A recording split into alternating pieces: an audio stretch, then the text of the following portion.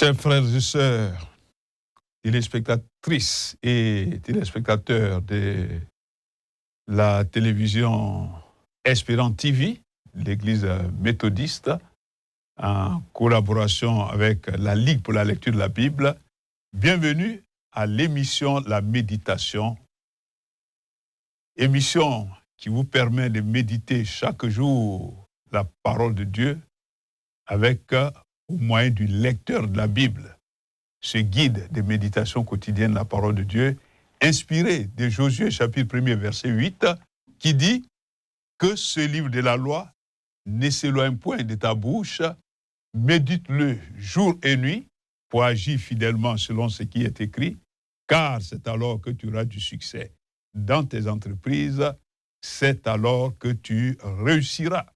Nous voulons réussir avec vous dans votre marche avec Dieu. Nous voulons vous aider à réussir et nous sommes là pour vous amener à méditer la parole de Dieu. Pour l'exercice de ce jour, le lecteur de la Bible nous propose un passage tiré du livre de 2 Samuel, chapitre 20, verset 14 au verset 26. Nous sommes aujourd'hui le lundi 20 juillet 2026, deuxième jour de la semaine, hier étant le premier jour de la semaine où nous avons adoré Dieu. Nous allons écouter une fois de plus la parole de Dieu dont je vais faire la lecture maintenant. Mais avant cela, prions pour demander que le Seigneur nous guide dans ce moment de méditation de la parole de Dieu.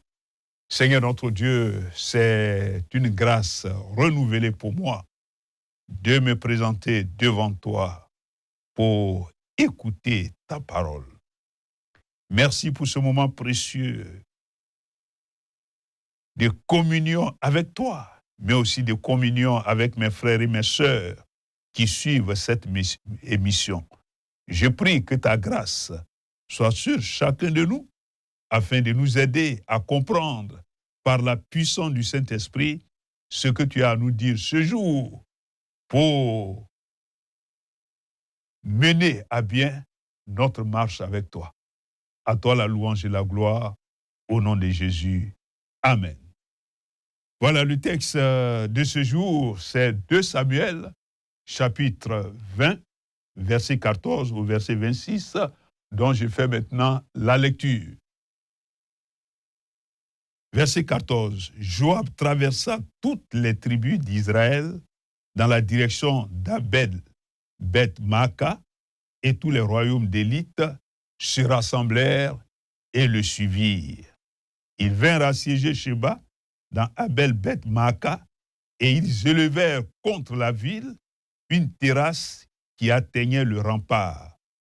Tout le peuple qui était avec Joab sapait la muraille pour la faire tomber.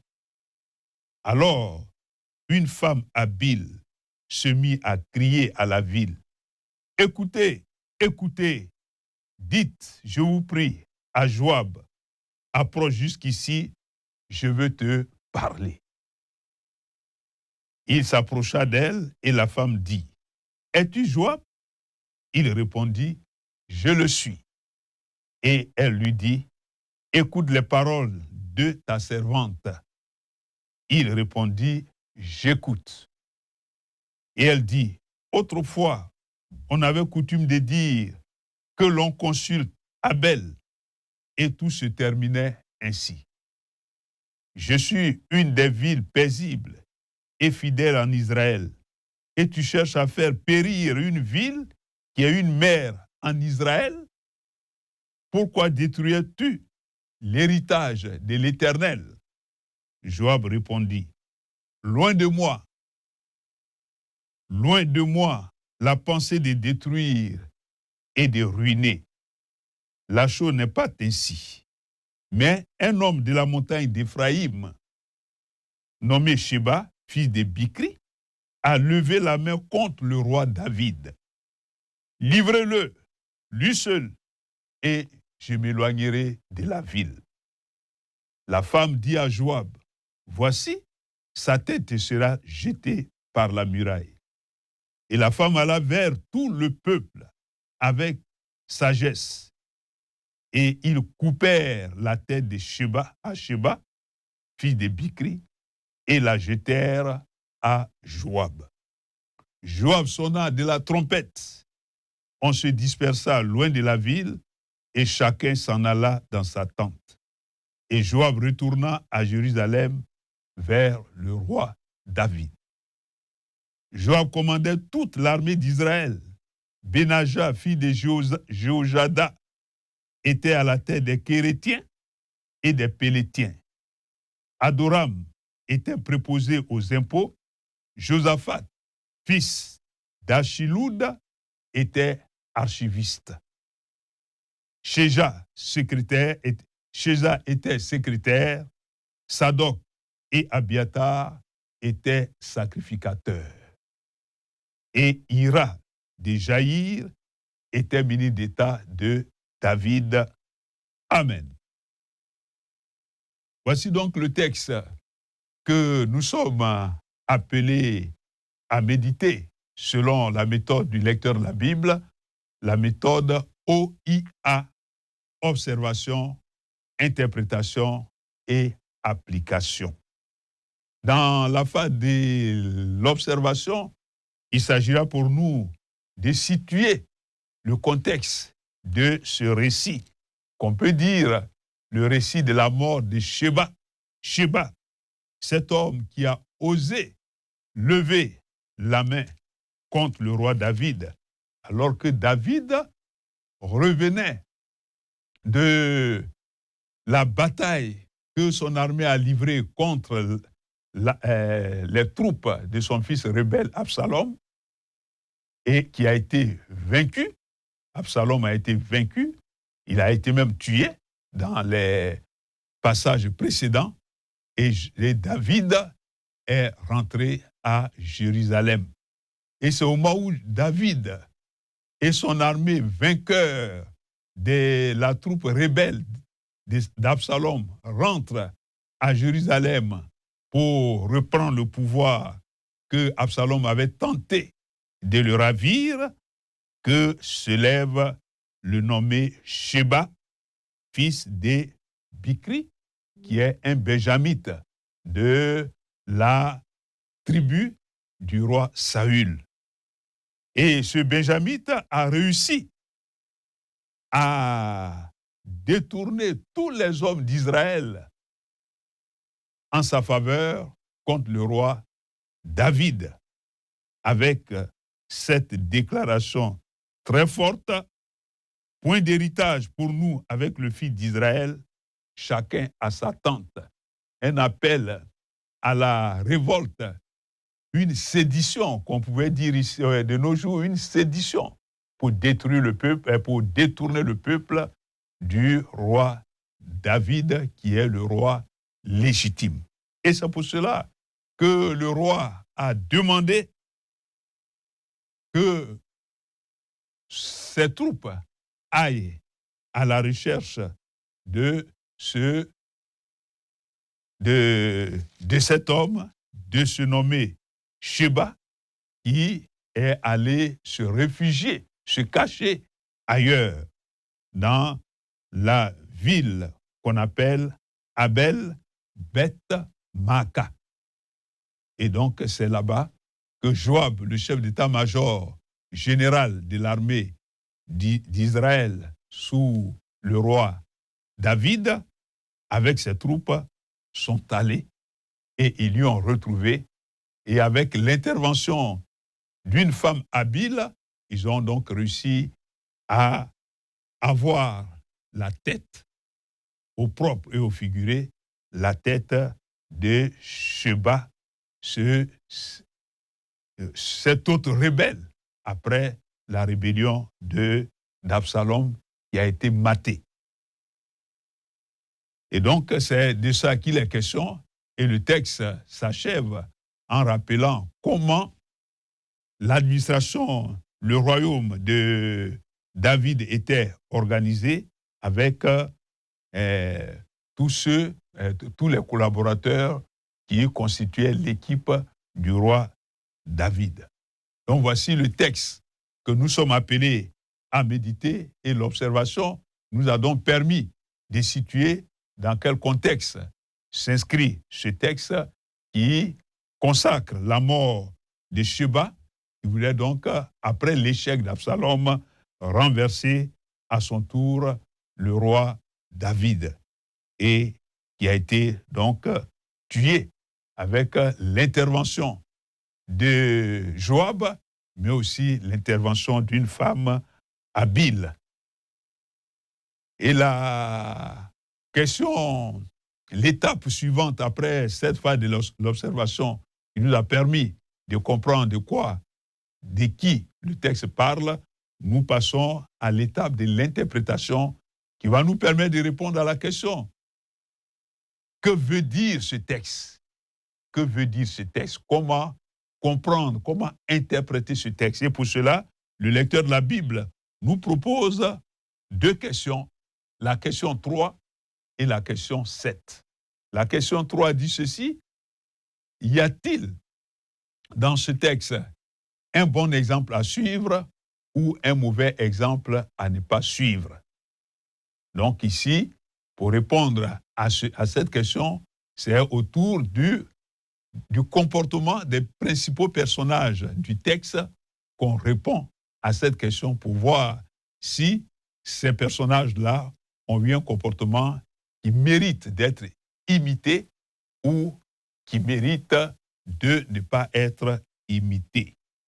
Et lorsque nous lisons donc ce texte, comme on ne voit pas dans ce texte le mauvais comportement de Sheba qui a levé la main contre le roi David, c'est dans le texte précédent que cela apparaît. Nous allons donc répondre à la question 3 sous un seul angle qui est celui de bon exemple à suivre. Et le bon exemple à suivre, c'est par rapport aux principaux personnages du texte, à savoir Joab et ses troupes et ses hommes d'élite, et puis la femme qui est aussi intervenue. Et l'exemple que tout cela donne dans ce texte, de façon générale, c'est leur détermination. Il y a d'abord la détermination de Joab et des hommes d'élite qui se sont rassemblés autour de lui et qui l'ont suivi dans l'opération contre Sheba. Il y a l'exemple de leur détermination. Le texte dit au verset 14 qu'ils ont traversé toutes les tribus pour aller à la recherche de Sheba. Et donc, traverser toutes les tribus, parcourir des longues distances, montre toute la détermination pour réussir l'opération. Et c'est un bon exemple à suivre, l'exemple de la détermination. Et cette détermination a eu pour résultat de mettre Sheba hors d'état de nuire, afin que David, qui est revenu de la bataille contre Absalom, qui est revenu victorieux de la bataille contre Absalom, puisse reprendre les rênes du pouvoir et régner en paix, régner tranquillement. Et c'est cet exploit que Joab et ses troupes ont réussi grâce à leur détermination, un exemple à suivre. L'autre exemple de détermination qui apparaît dans ce texte, c'est l'exemple de cette femme dont il est question. Le texte ne dit pas son nom, mais il est dit que c'est une femme habile. Plus loin, on verra qu'elle va s'identifier à la ville en disant qu'elle est Abel, qui est le nom de la ville, mais le texte ne donne pas son nom. Elle aussi a fait preuve de détermination, en ce sens que lorsque l'armée, les troupes de Joab ont encerclé la ville pour faire tomber ses murs, pendant que les hommes se cherchaient, elle a pris l'initiative, elle a osé avec détermination pour se présenter à Joab et parler à Joab. Elle aussi a fait preuve de grande détermination. Non seulement dans ses initiatives, elle allait vers Joab, mais aussi elle allait vers le peuple, à qui elle s'est aussi adressée pour livrer Sheba afin que la ville soit sauvée. Et c'est ce qui a été fait. Donc, elle aussi, à la suite de Joab, nous donne un exemple de détermination, en plus d'être une intercesseuse, en ce sens qu'elle a intercédé auprès de Joab, elle a plaidé auprès de Joab pour que la ville soit libérée. Elle constitue aussi un bon exemple à suivre, exemple de détermination et aussi exemple d'intercession. Par rapport à la détermination, la Bible dit dans Job, chapitre 22, verset 28, à tes résolutions répondra le succès. Et c'est ce qui s'est passé avec Joab et ses troupes, et avec cette femme aussi. Leur détermination, leur résolution a apporté le succès, qui est de mettre hors d'état de nuire Sheba. Donc voici ce que nous pouvons dire. Nous pouvons dire aussi, toujours par rapport à elle, elle est un exemple d'intercession. Dans le livre d'Ézéchiel, chapitre 22, verset 30, la Bible dit que Dieu cherche un homme qui va se lever, se tenir à la brèche et intercéder en faveur de la ville pour qu'il ne la détruise pas. Dans le contexte d'Ézéchiel, chapitre 22, verset 30, la Bible dit que Dieu n'a pas trouvé un tel homme. Dans le cas d'espèce où la ville des Beth, d'Abel, Beth Maaka, était menacée de destruction, il y a eu une femme qui s'est levée et qui est intervenue, et son intervention a apporté du fruit. Elle constitue un bon exemple à suivre. La seconde question de l'interprétation qui nous est proposée, c'est la question 7. Cette question dit, est-ce que ce texte, quelle vérité ce texte nous révèle-t-il? Ou encore, est-ce que ce texte nous révèle une vérité? Quelle vérité le texte nous révèle à travers donc les exemples de Joab et de cette femme? On peut dire que première vérité, la détermination est source de succès. J'ai cité tout à l'heure Job chapitre 22, verset 28, il dit qu'à tes résolutions répondra le succès. Cela montre que la vérité, la détermination est source de réussite. C'est pour cela que nous devons être déterminés. Nous devons être résolus. Nous devons être résolus pour recevoir de Dieu ce dont nous avons besoin. Et c'est pour cela que le Seigneur a souvent donné l'exemple à parler de la persévérance dans la prière, où on a vu dans Luc chapitre 18 l'exemple d'une femme qui a intercédé, qui a fait preuve de persévérance dans la prière auprès des juges iniques, et elle a fini par avoir gain de cause parce qu'elle a été déterminée. Et donc la détermination est source de succès. Nous devons être résolus, nous devons être déterminés. L'autre vérité qui se dégage ici, et c'est sur cela que je vais insister, c'est le rôle de la femme. La femme a un rôle important dans la société. Et ce texte montre ce dont est capable une femme habile. La femme a fait preuve d'habileté pour épargner, pour éviter la destruction de cette ville. Donc, les femmes ont une place importante dans notre société, et c'est pour cela qu'il faut responsabiliser les femmes. Il faut leur donner les mêmes chances que les hommes. Et quand je parle de ça, je parle à la question de la parité. dans les responsabilités. Et en suivant, en tenant compte de cet exemple, de cette femme, nous pouvons donc encourager la parité dans les responsabilités entre les hommes et les femmes. C'est vrai que très souvent, au niveau des responsabilités, les femmes sont beaucoup hésitantes. Je me rappelle quand, dans le cadre des responsabilités qui m'ont été confiées dans notre église, que nous avons mis en place une équipe.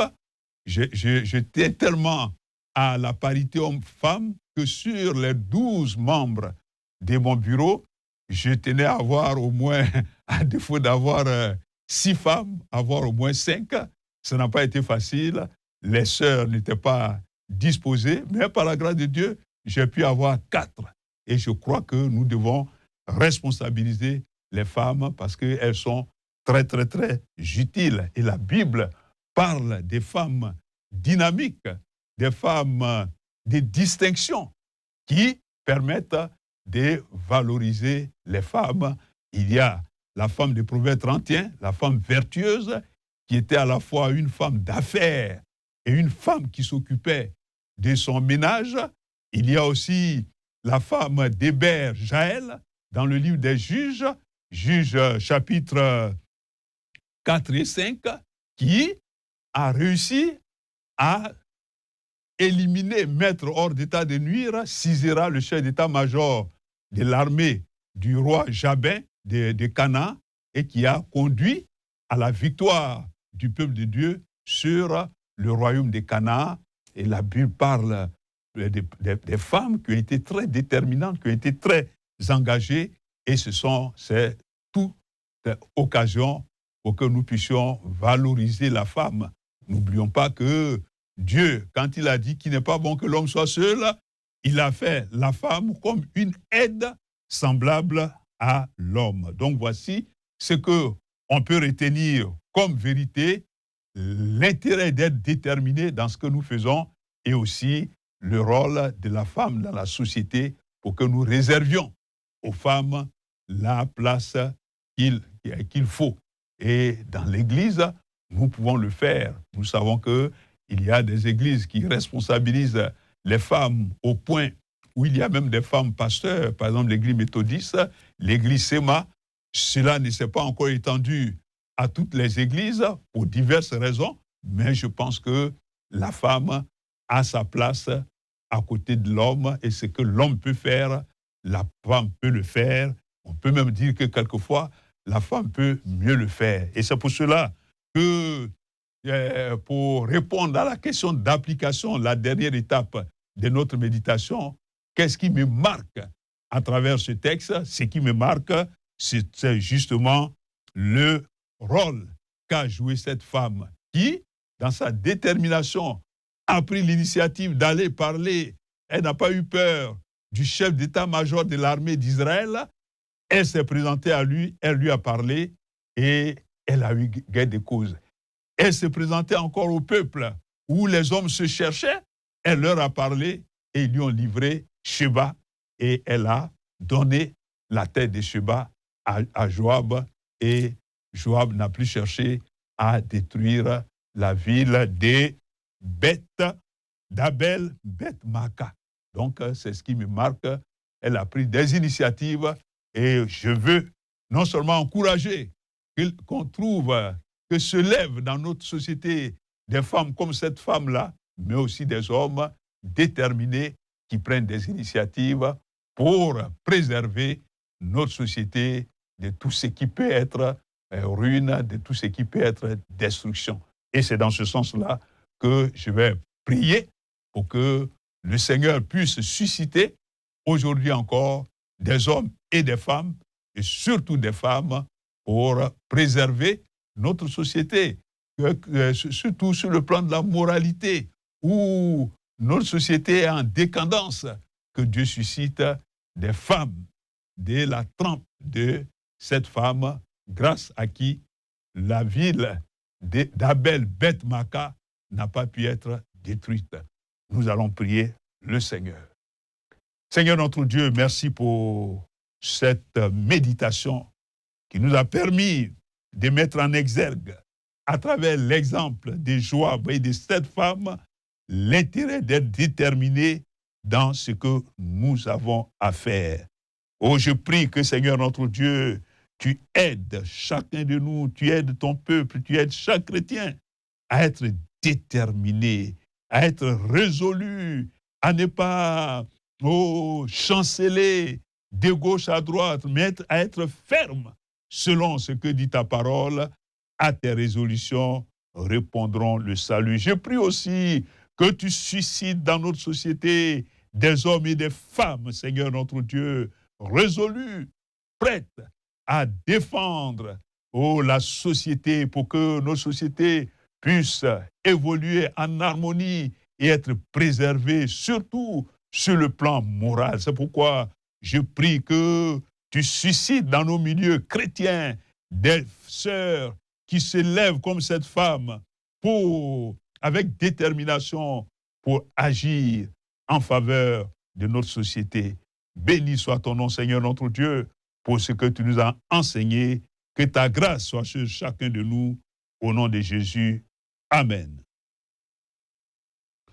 Voici donc ce que j'avais à partager avec vous, et le lecteur de la Bible propose qu'après avoir répondu aux questions comme nous venons de le faire, que vous puissiez lire la note explicative. Le temps ne nous permet pas de lire la note explicative de ce jour, mais je crois qu'aujourd'hui, chacun de vous a un lecteur de la Bible, alors vous pouvez lire la note explicative et vous allez comprendre davantage tout le charme du texte de ce jour, et cela va vous édifier.